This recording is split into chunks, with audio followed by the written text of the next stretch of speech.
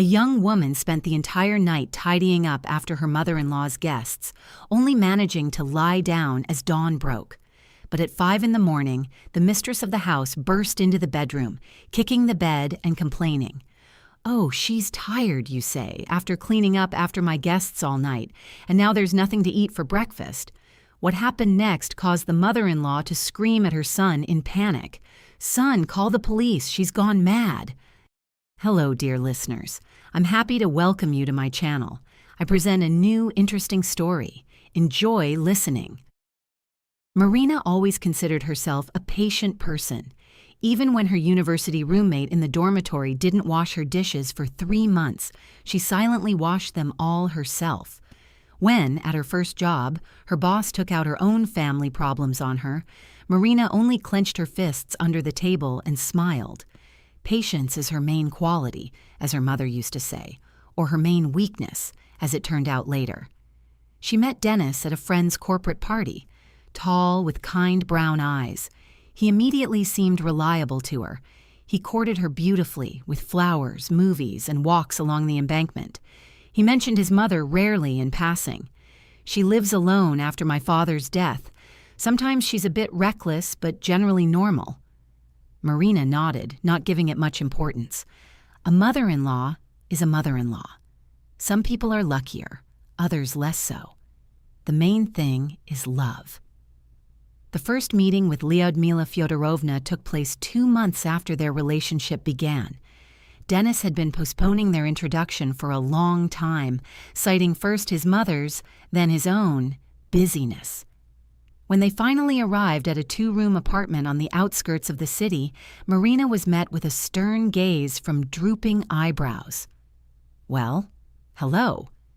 Lyudmila Fyodorovna looked her up and down. "Dennis said you were tall, but you're rather small and thin. Will you be able to have children?" Marina smiled hesitantly, not knowing what to answer. Dennis quickly changed the subject, but the bad impression remained. Over tea, the mother-in-law inquired about her salary, her parents, her apartment. Upon learning that Marina was renting a 1-room apartment with a friend, she pursed her lips. "No home of your own, then?" "Well, never mind. Dennis has one. Although I'm registered there too, you understand." After a modest and quick wedding, Marina moved in with her husband. The 1-room apartment in a residential area had been Dennis's from his grandmother. 38 square meters for 2 was quite enough for the beginning of family life. Lyudmila Fyodorovna was indeed registered there, but lived in her own 2-room apartment. The first month was almost happy. Marina set up housekeeping, cooked dinners, and dreamed of a child. Dennis came home tired from work, ate, watched television, and went to bed. The romance of the first months of acquaintance had vanished somewhere, but Marina was not discouraged. "It's normal," she told herself. "Life is life." Lyudmila Fyodorovna began visiting on weekends, first once a week, then twice, then 3 times. She brought containers of food, inspected the apartment, wiped the shelves with her finger, and shook her head. "Dust everywhere. Don't you clean?" Marina cleaned every day, but dust did settle quickly in an old house. "I wiped it yesterday. You need to do it every day," the mother-in-law stated curtly. "Dennis is used to cleanliness. I raised him that way." Then came the comments about her cooking. "The soup is undersalted, the cutlets are overcooked, the potatoes are mushy." Dennis remained silent, concentrating on his food, while Lyudmila Fyodorovna sighed and recounted how she used to cook for her late husband and son. "My Dennis always ate 3 portions, and here he's picking at his plate." Marina gritted her teeth and remained silent. "Don't argue," she told herself. "Don't rock the boat." The mother-in-law is just worried about her son. It's normal. 6 months after the wedding, Lyudmila Fyodorovna announced that she was starting renovations and needed to stay with her children for a week or 2. Marina looked at Dennis with trepidation, but he shrugged. "She's my mother. Where else can she go? We'll endure it." A week turned into 3. Lyudmila Fyodorovna occupied the sofa, spread her belongings all over the apartment, and began to direct household matters. She would wake up early at 6 in the morning and immediately turn on the television at full volume. Marina would wake up to the sounds of the morning news and lie there with her eyes closed, trying to fall back asleep. It didn't work. "What, young people like to sleep?" the mother-in-law would exclaim loudly, slamming cupboard doors. "In my day, we were already at work by 6. The kitchen became a new ordeal. Lyudmila Fyodorovna would prepare breakfast for Dennis, pushing Marina aside. Go on, I'll do it. You'll mess it up anyway." In the evening, she would meet her son at the door, seat him at the table, serve him food she had prepared herself, not allowing Marina to even come near the stove. "Rest," she would say with a sly smile. "You sat at home all day. You must be tired." Marina worked remotely, and her mother-in-law considered it slacking off. "I used to have a 12-hour shift at the factory, and these people just tap away on their computers and think they're working." Dennis remained silent. To Marina's requests to talk to his mother, he would respond irritably, "Why are you being so critical? Mom is helping us, cooking, cleaning. We should be grateful." The renovations at the mother-in-law's apartment ended after a month, but she didn't leave. First she cited fatigue, then problems with her blood pressure. Then she simply stopped explaining. She had settled in permanently. Marina felt the space around her shrinking. Every move she made was scrutinized, every word evaluated. She tried to cook. Her mother-in-law would grimace and push the plate away. She cleaned. Her mother-in-law would find missed corners and dust motes. She suggested watching a movie together with Dennis in the evening. Her mother-in-law would turn on her own series on the only television. "The doctor told me not to get upset," Lyudmila Fyodorovna would say. "Your movies give me a headache." Sex became a quest. There was no privacy in the one-room apartment. Her mother-in-law slept on the sofa in the same room, separated by a wardrobe. Any rustle, any movement, and she would immediately pipe up, "What's going on over there? Can't you let me sleep?" Marina tried to talk to Dennis about it, but he just waved her off. "Be patient for a little while. She'll leave soon." But the mother-in-law didn't leave. Months went by, and Lyudmila Fyodorovna grew more confident, and she began inviting her friends over. 2 or 3 times a week, the apartment would fill with loud voices, laughter, and the clinking of dishes. Marina tried to join in, but was met with cold looks. Go on, we're having adult conversations," her mother-in-law would dismiss her. After the guests left, mountains of dirty dishes, ashtrays full of cigarette butts, even though Marina had forbidden smoking in the apartment, and stains on the tablecloth remained. Marina had to clean it all up. Dennis, by this time, had learned to ignore the problems. He would come home from work, greet his mother, have dinner, and retreat to his room with his computer. He didn't look at Marina. One weekend, as Marina was once again scrubbing a burnt pot after yet another invited dinner, Lyudmila Fyodorovna walked into the kitchen and leaned against the doorframe. "You know, Dennis told me yesterday that you've become rather nervous. Maybe you need to see a doctor." Marina felt a surge of anger.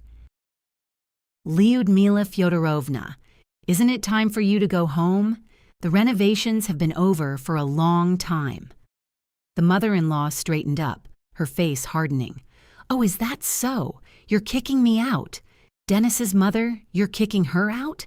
Well, never mind. My son will be here soon, and we'll talk." When Dennis returned, Lyudmila Fyodorovna staged a whole performance. She cried, sobbed, said she was being thrown out onto the street, that she had done everything for them and they didn't appreciate her. Dennis looked at Marina with reproach. "How could you? She's my mother. She's been living with us for 6 months. 6 months, Dennis. We have a one-room apartment." "So what? She's my mother, my apartment." It was like a slap in the face. Marina fell silent. "My apartment. So she's nobody here. A guest, a servant." From that day on, she stopped trying to mend relations with her mother-in-law. She did her chores, cleaned, cooked when allowed, and remained silent. Lyudmila Fyodorovna triumphed. She no longer even hid her contempt. She could easily criticize Marina in front of her friends, could eat her portion of dinner, could send her to the store at 10 in the evening for bread. Go on quickly, you've got young legs.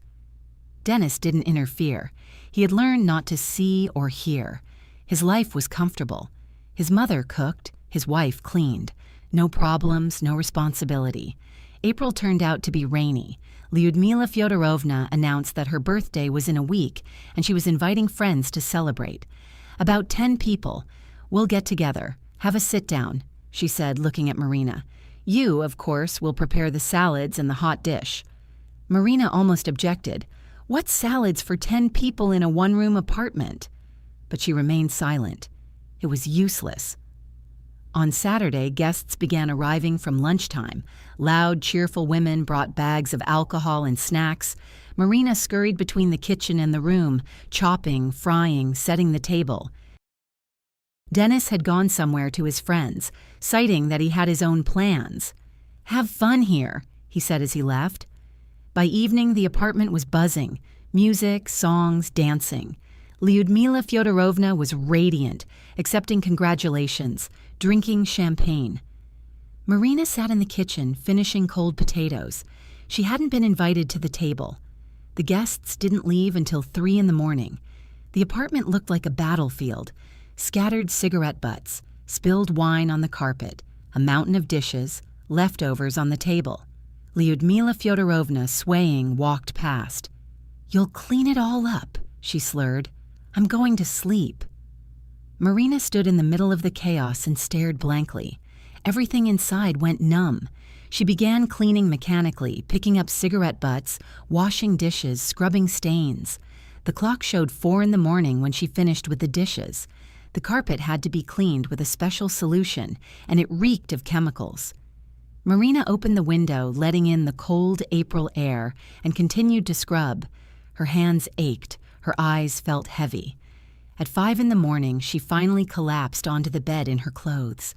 Less than an hour passed before a crash was heard. Marina flinched and opened her eyes. Lyudmila Fyodorovna stood by the bed, methodically kicking it. Get up, you lazy good-for-nothing. Marina tried to sit up, but her mother-in-law grabbed her by the shoulder and yanked her. Oh, she's tired, you say, after cleaning all night, and now there's nothing to eat for breakfast. What? Marina didn't understand. Her brain refused to function. I said, Where's breakfast? I got up and the table was empty. Dennis has to go to work soon and you're snoring here. Lyudmila Fyodorovna, I just lay down. I lay down an hour ago. I don't care. Get up and cook. Something inside Marina snapped. She looked at her mother-in-law's red face, at those small, angry eyes, and realized she couldn't, didn't want to, wouldn't anymore. She got out of bed, slowly walked to the wardrobe, and took out a large suitcase. Lyudmila Fyodorovna watched her with bewilderment. What are you doing? Marina silently began packing her belongings, sweaters, jeans, underwear, cosmetics. Her hands moved automatically and her mind was empty and quiet. Are you completely out of your mind? Where are you going? Marina didn't answer, zipped up the suitcase, took her bag and her documents from the nightstand. Lyudmila Fyodorovna grabbed her arm. Wait, I said. Dennis, wake up! A disgruntled groan came from the room. Dennis appeared in the doorway, half asleep in just his underwear. What happened? Mom, why are you yelling?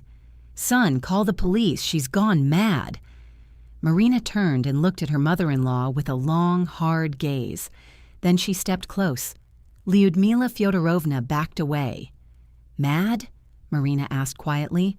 Now I'll show you mad. She swung her hand and delivered a resounding slap to her mother-in-law's face. Lyudmila Fyodorovna gasped and clutched her cheek. Dennis froze. You hit my mother? Yes, Marina said calmly. I hit her. Do you want me to hit you too, for 6 months of silence, for your cowardice, for being a spineless rag instead of a man? Dennis opened his mouth but said nothing. Marina picked up her suitcase and headed for the door. Lyudmila Fyodorovna cried, lamented, and demanded that the police be called. Dennis darted between them, not knowing what to do. "Marina, wait! Where are you going? We're a family." "What family?" Marina turned at the threshold. "You're nobody to me, and neither is she. Live here together as you wished." She went out and closed the door. It was cold on the landing and smelled of the garbage chute. Marina took out her phone and called a friend. "Lena, can I come stay with you?" "Yes, for good." Inside the apartment, the shouting continued. Lyudmila Fyodorovna demanded that the police be called. Dennis mumbled something. Marina walked down the stairs, and with each step, she felt lighter. Lighter to breathe, lighter to think. The suitcase pulled on her arm. It was early morning, and the city was just waking up. But for the first time in 6 months, Marina was smiling. She filed for divorce a week later. Dennis called, begged her to return, promised that his mother would move out. Marina hung up and blocked his number. The divorce was finalized a month later, quickly, without property disputes or children. Marina demanded nothing. She only wanted her freedom. She rented a studio in a new building and started seeing a psychologist. It turned out that 6 months of living with her mother-in-law had left a mark. She flinched at loud noises, feared sudden movements, and for a long time couldn't cook without feeling anxious.